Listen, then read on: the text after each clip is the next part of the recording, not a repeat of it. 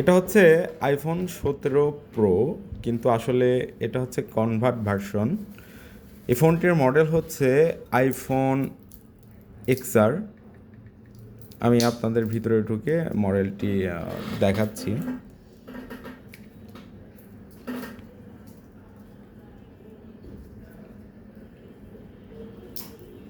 এর দেখেন এখানে আইফোন এক্সআর, কিন্তু বডিটা 70 প্রোর।